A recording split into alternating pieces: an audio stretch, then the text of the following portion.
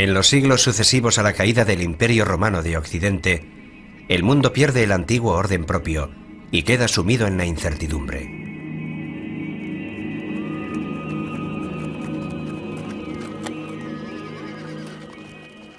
La fe religiosa se convierte en el único punto de estabilidad en este mundo tan inestable.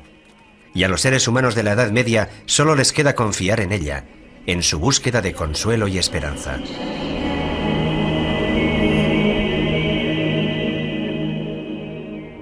Todo comienza en el año 303, cuando el emperador Constantino legaliza el ejercicio de la fe cristiana y continúa con Teodosio el Grande, que la declara religión de Estado. Es un proceso que a partir de entonces permite a la Iglesia adquirir un papel fundamental en la historia política y cultural europea. Esta gran transformación del Imperio Romano se produce en la famosa fecha del 313, con el llamado Edicto de Milán, que no es sino la confirmación de un edicto anterior, según el cual el cristianismo, tras haber sido parcialmente perseguido por las élites, por algunas élites del Imperio Romano, con Constantino se convierte en la religión del imperio, es decir, pasa a ser una religión legalizada. El cristianismo se extiende a todo el mundo conocido, y poco a poco hasta los reyes y las poblaciones bárbaras se convierten a él.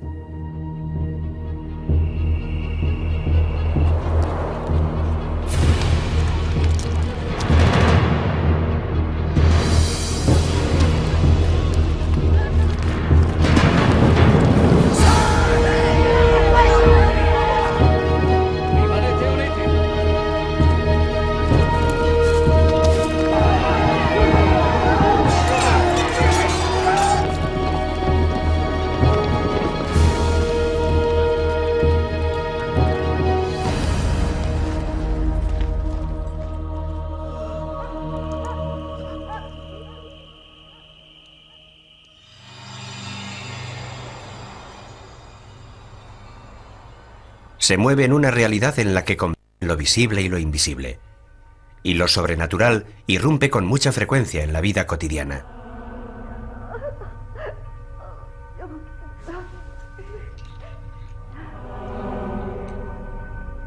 La magia se basa en el principio de que hay una relación concreta entre las cosas que se ven y las que no se ven. Que las cosas que no se ven están animadas por fuerzas espirituales y que existe la posibilidad de entrar en contacto con estas fuerzas. Y actuando sobre estas fuerzas se puede modificar la realidad. La fe impregna profundamente esta época, en la que el ser humano es criatura de Dios.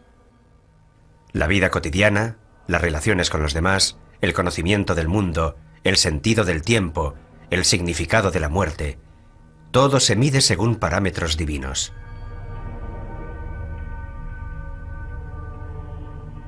En las zonas rurales se mantienen los rituales propiciatorios y las prácticas animistas, signos de la unión ancestral con la tierra. Resuenan los ecos de cultos paganos que la Iglesia no combate abiertamente, prefiere plasmarlos e incorporarlos a la propia doctrina.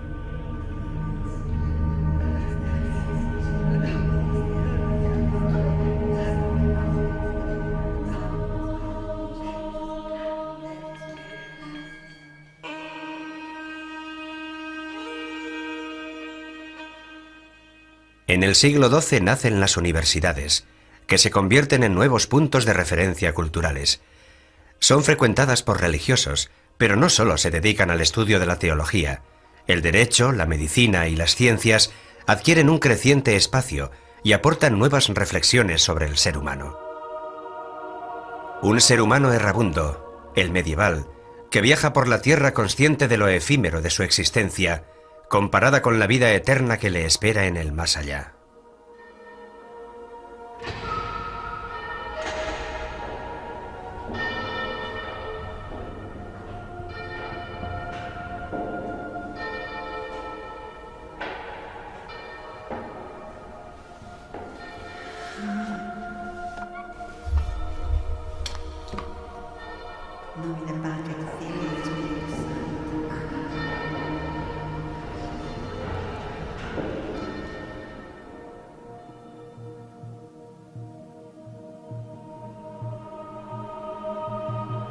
En el largo milenio medieval, todo debería ser inmutable, mientras todo se transforma lentamente.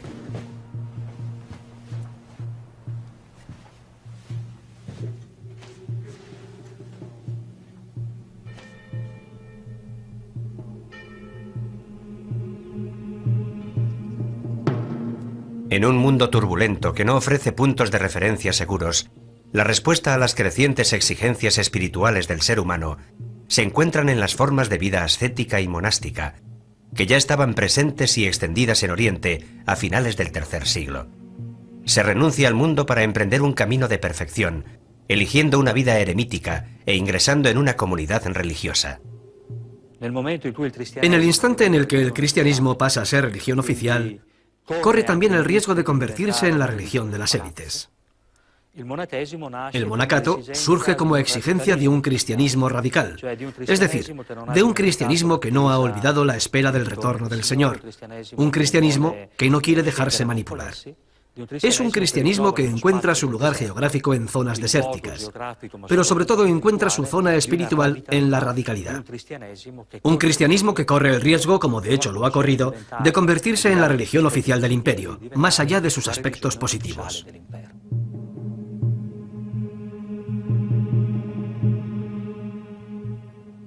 Si la fuga solitaria hacia el desierto multiplica las formas espontáneas de experiencia de Dios, la opción monástica ciñe esas mismas aspiraciones a unas reglas muy concretas, obligándola a una rígida disciplina. Que nadie se arriesgue a dar o recibir cualquier cosa sin el permiso del abad. Ni piense que tenga nada propio, absolutamente nada, ni un libro, ni un cuaderno o una hoja de papel, ni mucho menos un lápiz, puesto que a los monjes ya no les permiten disponer libremente ni de su propio cuerpo, ni de su propia voluntad.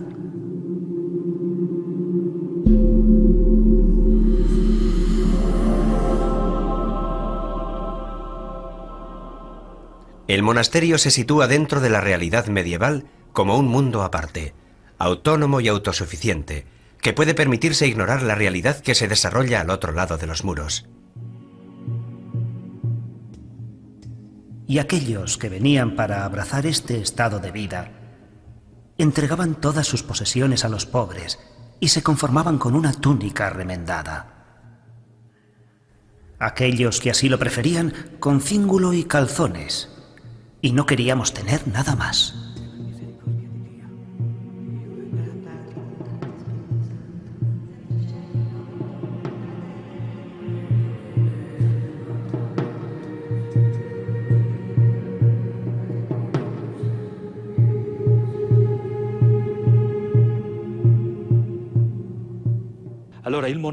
El monasterio es un intento de crear una pequeña comunidad cristiana completamente autónoma intramuros, donde se pueda ejercer, donde se pueda vivir plenamente la opción de vida cristiana.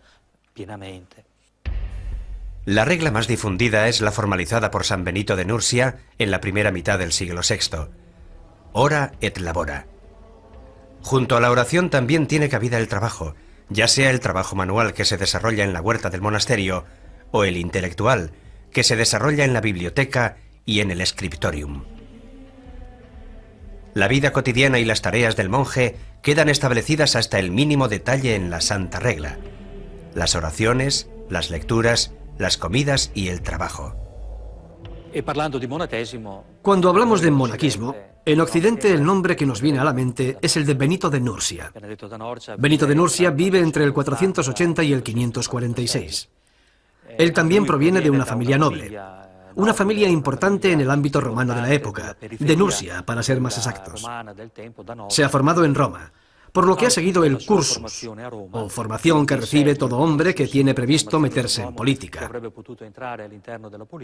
Se decide por la vida monástica, primero en Subiaco, cerca de Roma, y posteriormente en el monasterio de Montecassino, en una serie de vivencias relatadas por el mismo San Gregorio Magno.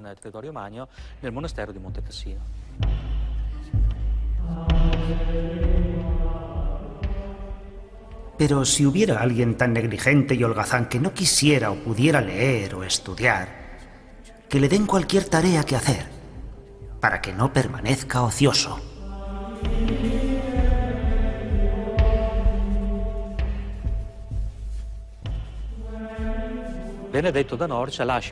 Benito de Nursia deja una regla que actualmente sabemos que no fue enteramente obra suya, sino más bien la reelaboración del estilo de vida en los monasterios de su tiempo, que se prolongará sucesivamente en la época carolingia. Por tanto, nos encontramos ya hacia el siglo IX. Esta pasará a ser prácticamente la regla con la que se identifica el monaquismo occidental, principalmente un monaquismo de tipo benedictino.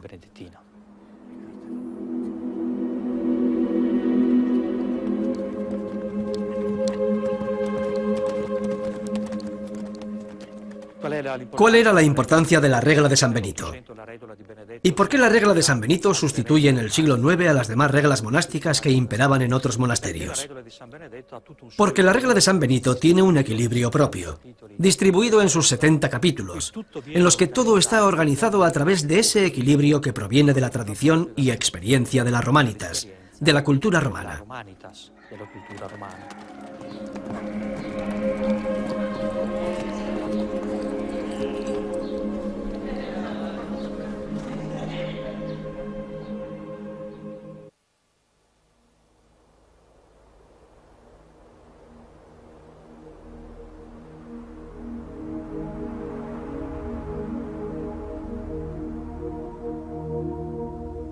Mientras los monjes buscan su vida elitista de perfeccionamiento y huida de las cosas terrenales, la Iglesia institucional se reafirma ya desde el siglo V como sujeto político fundamental y como presencia firme y estable en el panorama cambiante de la Edad Media.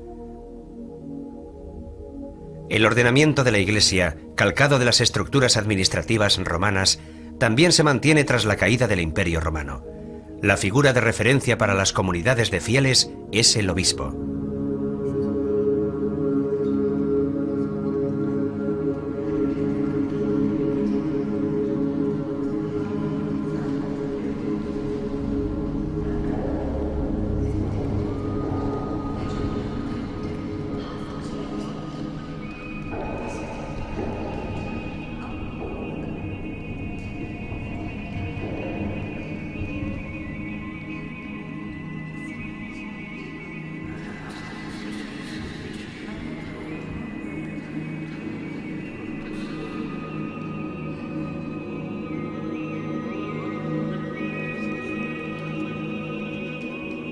El papel del obispo en los primeros siglos de la Edad Media implica algo más que ser el guía espiritual de la comunidad cristiana. Está dotado de poderes civiles y más genéricamente políticos. Duomo, que significa catedral, deriva del latín domus, la casa del obispo, también llamada catedral porque el obispo tiene una cátedra. Es decir, el obispo es el pastor, es el quien enseña la verdad a los cristianos que lo quieren escuchar. Este es el significado etimológico. Desempeña el papel de defensor de la población romana a través de acciones diplomáticas con los representantes de los pueblos invasores y proporciona ayudas concretas gracias al patrimonio eclesiástico acumulado en las décadas anteriores, patrimonio que gestiona con la ayuda de clérigos y personal laico. La diócesis es una parte del pueblo de Dios, encomendada a los cuidados pastorales del obispo, ayudado a su vez por su presbiterio, de modo que, en adhesión al propio pastor y por medio del Evangelio y la Santísima Eucaristía, unida en el Espíritu Santo, constituye una iglesia peculiar, en la que está presente y actúa la Iglesia de Cristo, una, santa, católica y apostólica.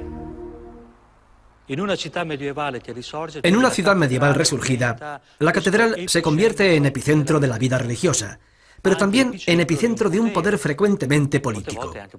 Recordemos que en la mayor parte de los casos, a menudo los obispos son también condes obispos o príncipes obispos, con todos los conflictos de investidura que ello conlleva, si son primero obispos y después condes, o primero condes y después obispos.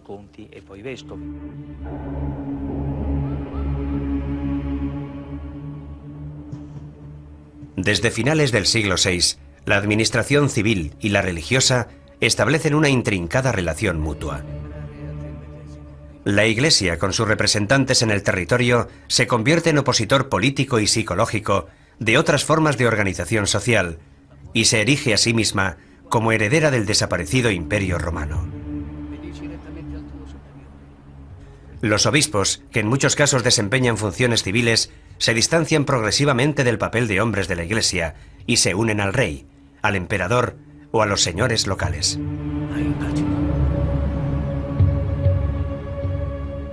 El privilegio de la inmunidad, que comprende la exención de tributos y el de sinecura, o lo que es igual, la exención del ejercicio de las funciones sacerdotales, son la expresión perfecta de una Iglesia adscrita al poder. La simonía, término que indica la compraventa de cargos públicos y la oferta de los servicios propios al mejor postor, se convierte en un fenómeno muy extendido. Asimismo, el nicolaísmo, es decir, la práctica común de los sacerdotes de casarse, suscita las críticas de aquellos que preferirían que los eclesiásticos volvieran a un estilo de vida y un ejercicio de las funciones espirituales más auténticos.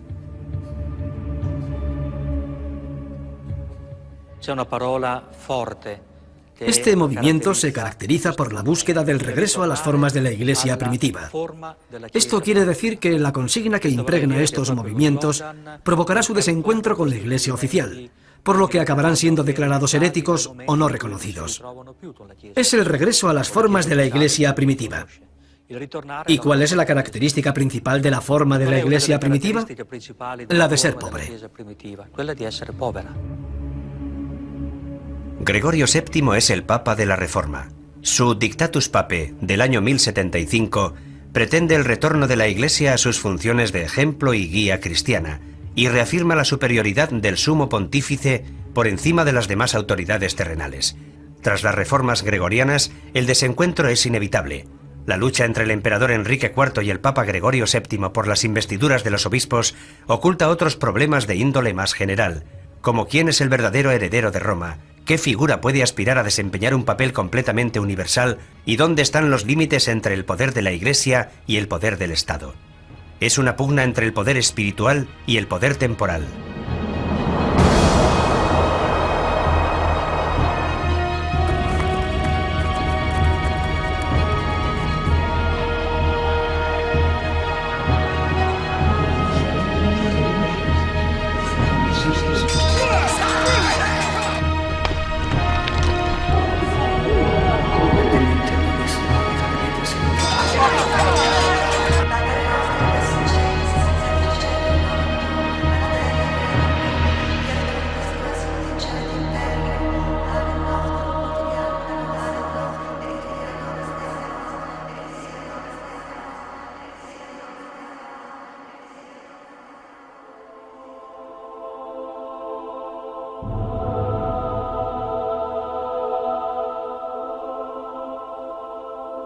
En la ciudad, aparte del palacio episcopal, símbolo de la presencia del obispo en el territorio, surge la catedral, lugar sagrado dedicado a las ceremonias religiosas.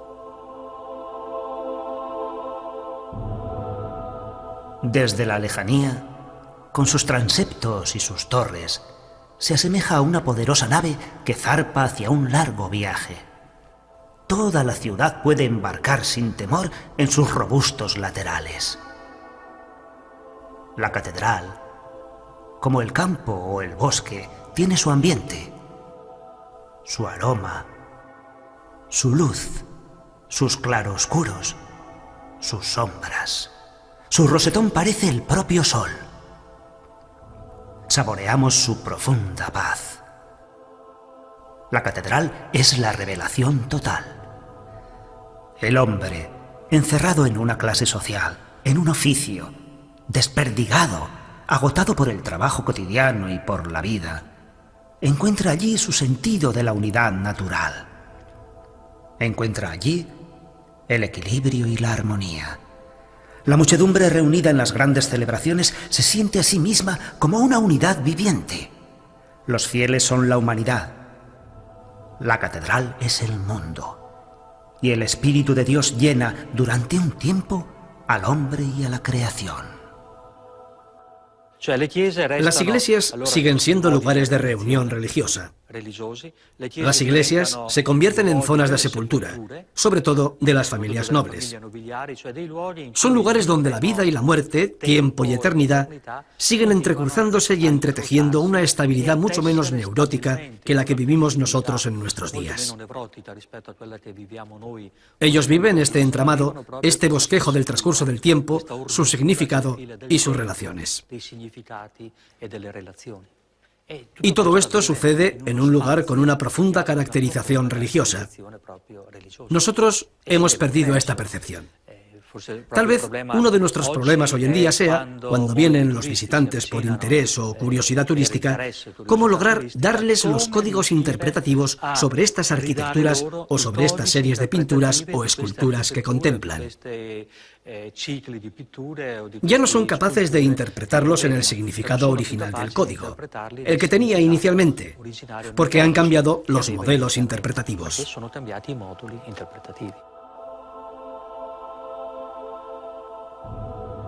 El feligrés se implica a través de una serie de sensaciones que impactan sus sentidos. La vista se detiene en el desarrollo de la ceremonia y las decoraciones pictóricas y ornamentales de las paredes. El olfato está estimulado por el olor a incienso. El oído se estremece por las palabras leídas y declamadas en latín, una lengua incomprensible para los fieles, pero también por la música y los cantos.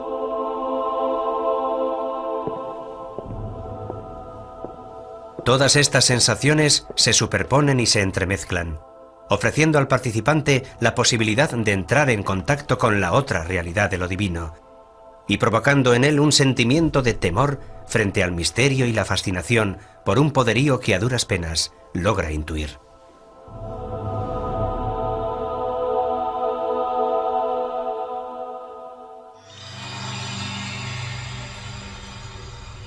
En la Edad Media la catedral es un lugar abierto, donde tiene lugar una amplia serie de momentos colectivos, como las reuniones de las autoridades, las ceremonias de entrega de títulos honoríficos, las asambleas de asociaciones ciudadanas o la recepción de importantes personalidades extranjeras. Fuera de la catedral se extienden espacios abiertos, a menudo los únicos de la ciudad medieval, atrapada en su maraña de callejuelas y angostas vías. En la plaza, lugar de socialización y encuentro, se desarrollan también las grandes predicaciones de los oradores que arengan a la multitud desde un tablado construido para la ocasión.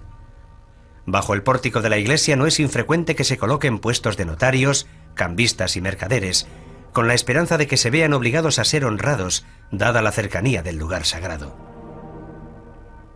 Estos espacios de socialización de noche también pueden convertirse en puntos de encuentro para citas clandestinas, sobre todo en los apartados cementerios, siempre que no haya temor a molestar el sueño de los muertos que allí reposan.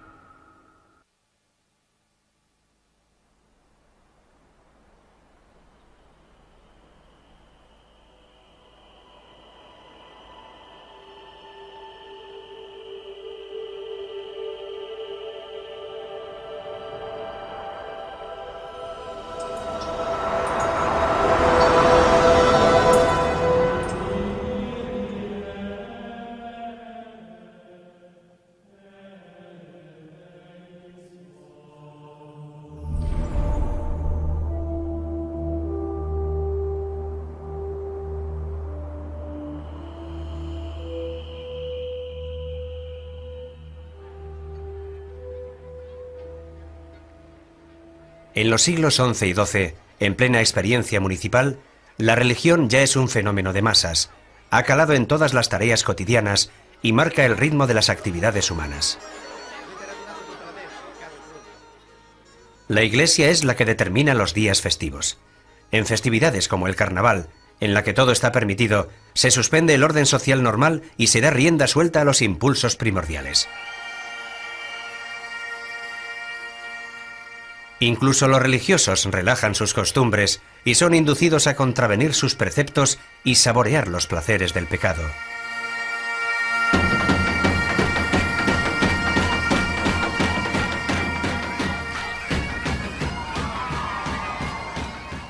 El carnaval es la fiesta en la que puede pasar de todo.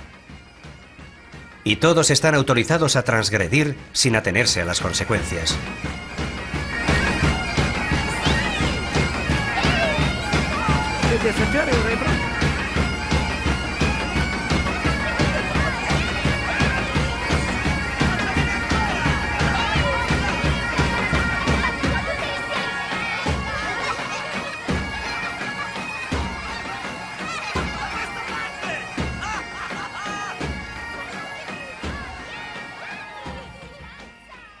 Es el modo en el que la Iglesia y la sociedad ofrecen un espejismo de libertad a la plebe sometida.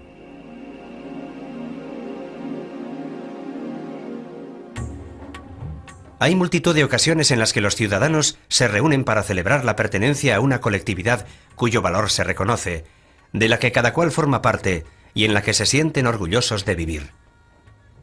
Una religiosidad civil que se funde con el elemento sagrado, como en el culto hacia el santo patrón y la devoción por sus reliquias. O como en las procesiones, que tienen lugar durante todo el año y constituyen una verdadera estructura festiva en la ciudad.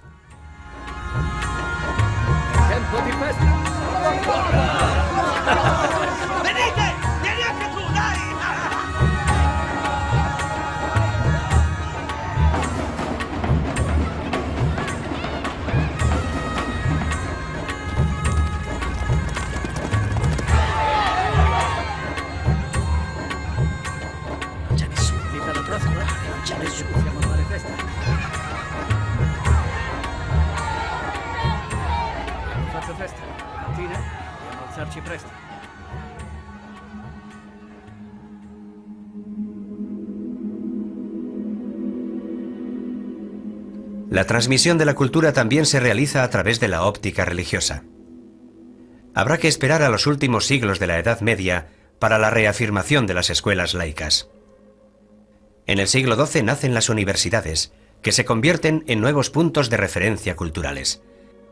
Muy pronto cada universidad se hace famosa al destacar en una materia específica, como Salerno en medicina y París en teología y filosofía. La Universidad de Bolonia, la primera en ser reconocida oficialmente en Europa en 1158, muy pronto adquiere renombre por su facultad de Derecho. Y un grupo de estudiantes y catedráticos del Studium Bolognés, en conflicto con las autoridades ciudadanas, fundan una nueva sede universitaria en Padua, donde las escuelas laicas y eclesiásticas ya existentes animan una rica vida cultural. En la cultura medieval se pueden distinguir dos grandes corrientes que animan la universidad de la época. Está la corriente parisina, que es básicamente filosófica y teológica, y está la corriente que surge de Oxford, pero también de Padua. Padua es una filial de la Universidad de Bolonia, que era una universidad donde fundamentalmente se estudiaba Derecho. Pero llegados a un cierto punto, el derecho no es suficiente. Algunos profesores, algunos doctores de la Universidad de Bolonia se distancian y se van a Padua, a un ambiente que evidentemente era más tranquilo, más seguro y más libre, porque el ayuntamiento de Bolonia estaba sujeto, si bien indirectamente, al poder político del pontífice de Roma, mientras que el ayuntamiento de Padua se regía de una manera laica, por así decirlo. Aquí estudia Marsilio de Padua, antes de trasladarse a París a comienzos del siglo XIV. En París se convierte en catedrático y rector de la universidad. Tras haber vivido de cerca las experiencias políticas y municipales de la ciudad de Padua, dentro del conflicto más amplio que enfrenta al Papa con el emperador, Marsilio recibe el Defensor Pacis, defensor de la paz, en 1324. En esta obra elabora una profunda reflexión sobre el estado y la naturaleza de la autoridad.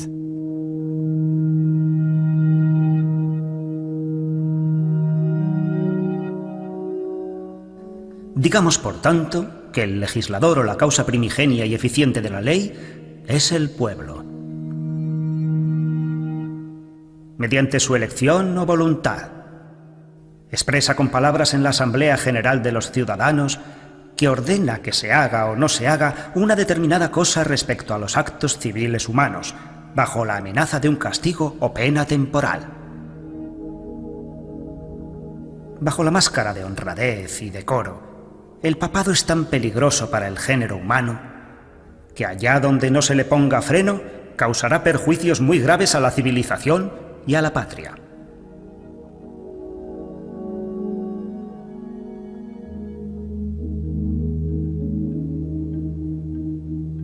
Las universidades se expanden por toda Europa e inmediatamente luchan por asegurarse una autonomía cultural y organizativa. Constituyen asambleas con cargos directivos y con poder de decisión, eligiendo al rector dentro de su cuerpo estudiantil. Enseguida estos centros de estudio atraen alumnos y profesores de toda Europa, lo que da testimonio de la gran movilidad de la época, pese a las dificultades y peligros de los viajes. Naturalmente, la lengua común es el latín. También surgen grupos de estudiantes universitarios pobres y vagabundos que van de universidad en universidad, aunque son más bien asiduos de tascas y tabernas, anticonformistas que cantan las bondades del vino, el juego y el amor, y que huyen de la encorsetada sociedad de la época.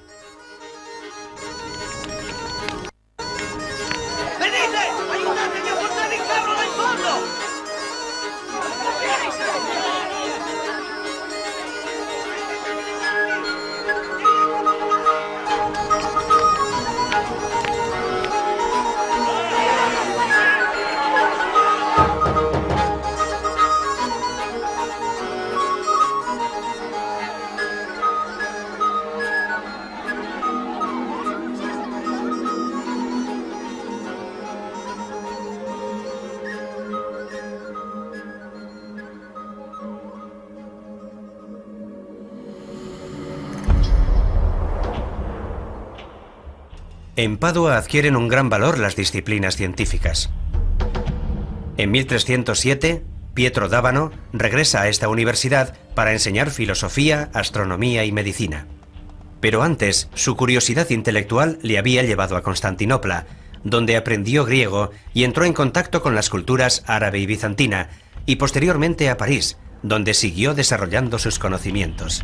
La característica de Pietro d'Abano, que asimiló las enseñanzas de Averroes y por tanto de Aristóteles a través de las fuentes árabes, es que buscó dar un sentido a la naturaleza mediante el uso de la lógica.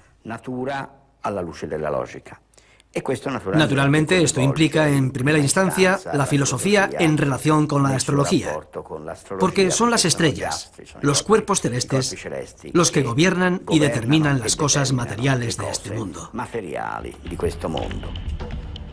Partiendo de la voluntad de observar directamente los fenómenos naturales y buscando una explicación a su funcionamiento, Pietro d'Abano logra sintetizar conjuntamente la astrología y la medicina. La astrología es necesaria para usar los medicamentos en el instante más adecuado, cuando la luna esté atemperada por planetas positivos. En caso contrario, es mejor no intervenir quirúrgicamente. La aplicación de técnicas médicas y quirúrgicas no puede prescindir del conocimiento de las características zodiacales específicas del ser humano, ni de la constante y atenta investigación de la bóveda celeste, en esa unión entre microcosmos y macrocosmos, que es uno de los rasgos más peculiares de la mentalidad medieval.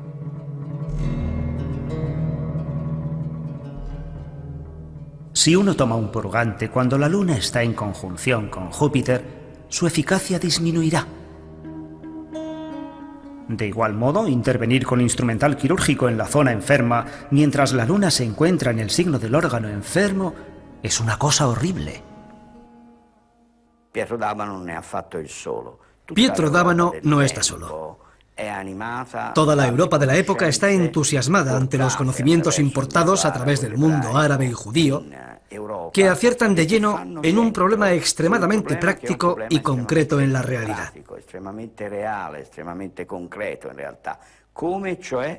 ¿Cómo puede el hombre relacionarse con la naturaleza y no limitarse a padecerla, sino a modificarla e influir en ella?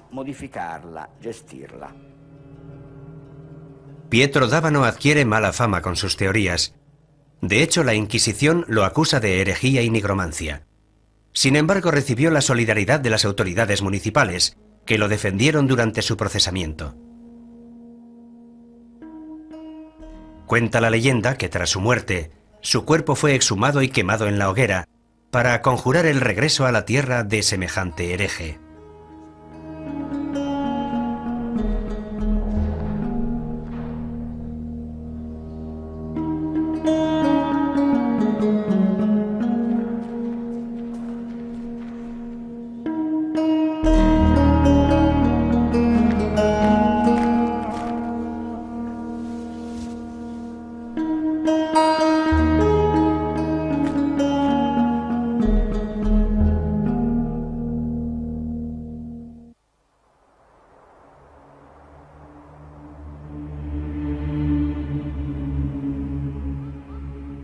En el renacimiento intelectual del siglo XII, Occidente muestra una renovada atención por las prácticas astrológicas, consideradas como una síntesis entre ciencia y magia, y también por la astronomía, que junto con la alquimia alcanza un gran auge en Europa gracias al contacto con la cultura árabe, a pesar de los recelos de las autoridades religiosas, que ven en ellas una peligrosa afinidad con la magia.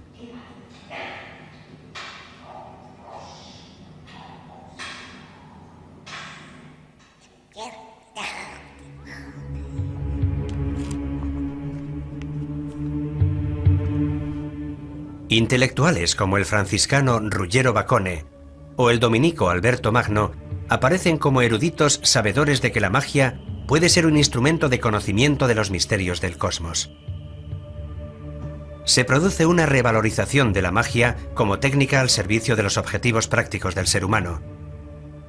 Es una tendencia cultural que distingue entre la magia buena y natural, la que busca descubrir los secretos de la propia naturaleza, y la magia negra, ceremonial y demoníaca.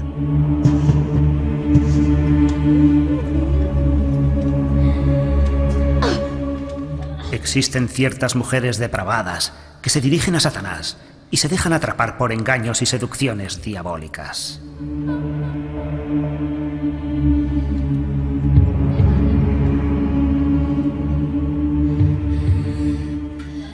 Creen y aseguran cabalgar por la noche a lomos de ciertas bestias en pos de Diana, diosa de los paganos, y en compañía de otras mujeres. Afirman que atraviesan amplios territorios, amparadas por el silencio de la noche, obedecen sus órdenes y algunas noches el diablo las llama a su servicio. La bruja es la mujer que elabora pociones mágicas, filtros de amor o venenos, y que se transforma en otras cosas.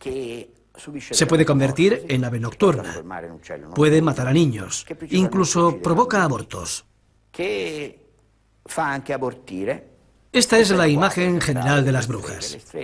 Las brujas, cuando eran procesadas por la Inquisición, siempre estaban acusadas de haber matado a niños, de haber robado su manteca para elaborar ungüentos milagrosos, ungüentos mágicos, y también de tomar parte en fiestas nocturnas, diabólicas, lo que nosotros conocemos como aquelarres, y de fornicar con el demonio. Las estructuras mentales paganas persisten agazapadas bajo una adhesión superficial a la nueva religión, en la que la adoración de los santos y sus reliquias mantiene una ancestral relación con lo sagrado, lo arcano, lo desconocido. Pero quiera el cielo que solo sean ellas las que hayan sucumbido a sus falsas creencias, y que no hayan arrastrado a otros muchos a la perdición de sus almas.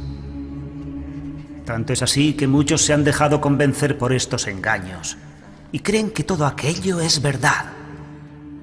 De este modo se alejan de la verdadera fe y cometen los errores de los paganos.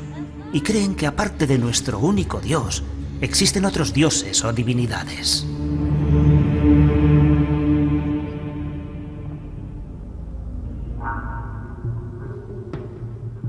Circulan multitud de manuales de magia médica que prescriben recetas para curar las más variadas enfermedades mediante el uso combinado de plantas medicinales o incluso órganos o fluidos de animales.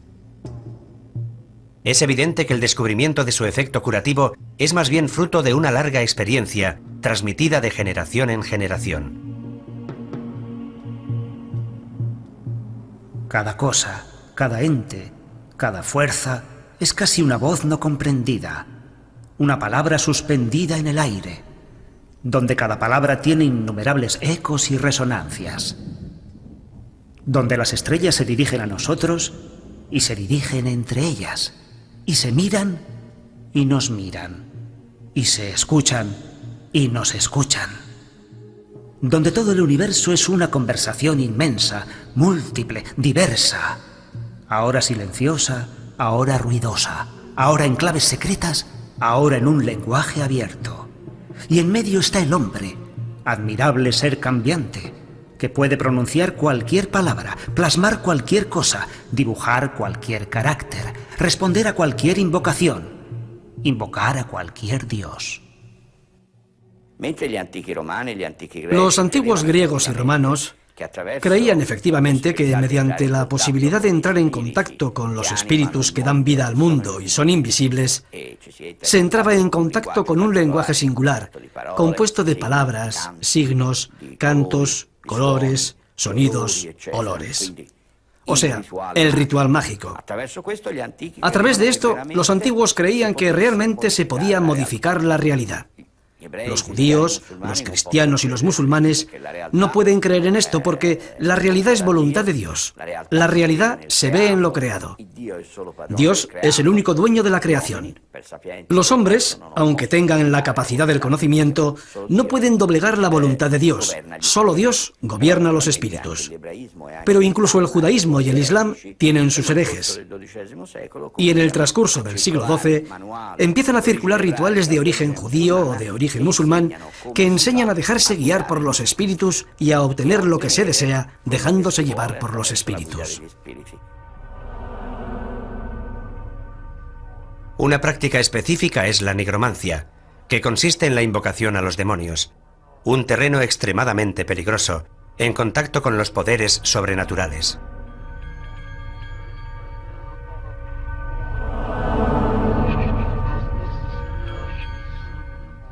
La palabra es un elemento fundamental del ritual mágico.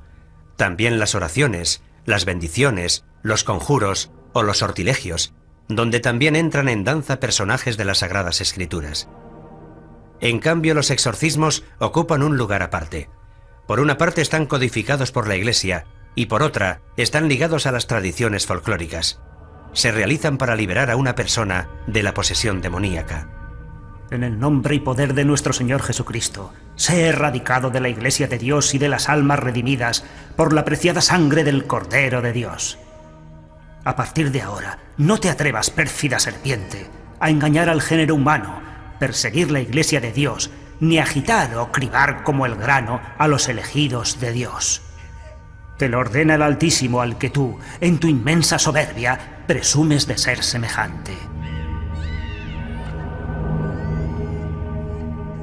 En el nombre y poder de nuestro Señor Jesucristo, te exorcizamos, espíritu inmundo, poder satánico, invasión del enemigo infernal, legión, reunión y secta diabólica.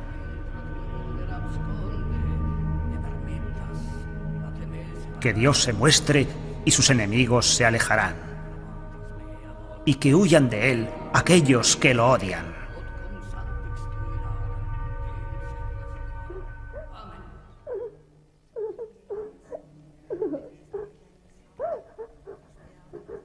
Así como el humo se desvanezcan ellos. Así como la cera se derrite al fuego, sucumban los pecadores a los ojos de Dios.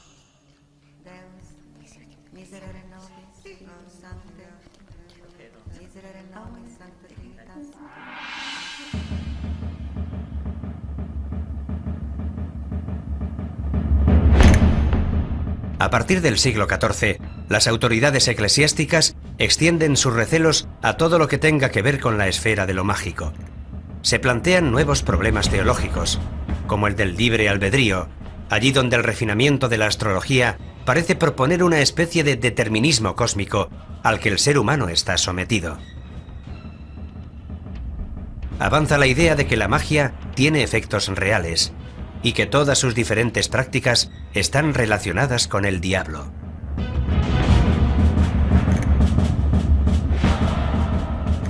Brujas y herejes se reúnen de noche, generalmente en lugares solitarios, en campos o en montes, en iglesias desacralizadas o en lugares dejados de la mano de Dios.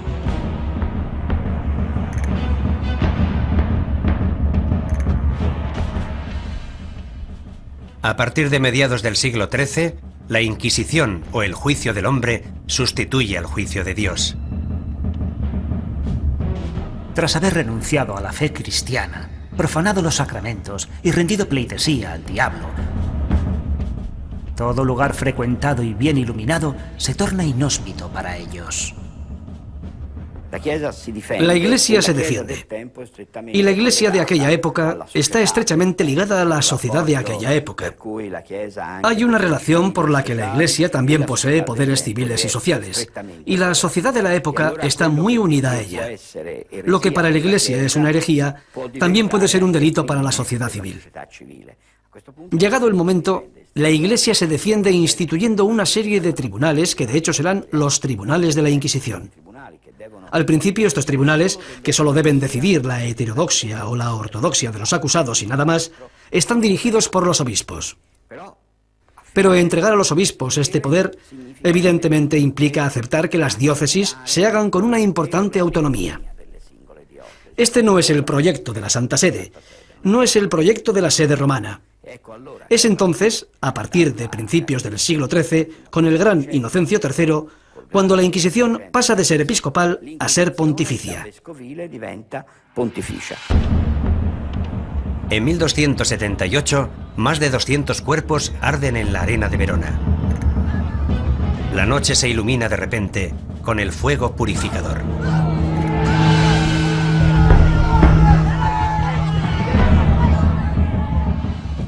Buscadlos en guaridas y escondrijos similares. Sacadlos de allí y matadlos a todos. Dios reconocerá a los suyos. De este modo caiga el admirable castigo divino.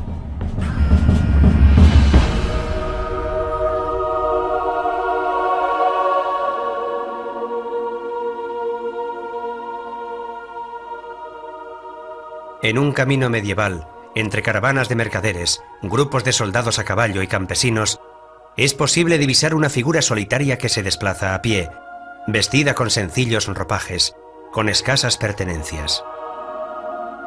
Le mueve el sentimiento de penitencia y devoción, pero también el deseo de ver y descubrir el mundo. Así es en el fondo el hombre de la Edad Media, que entre la fe y el deseo de conocimiento se pone en camino para atravesar las grandes transformaciones de su época.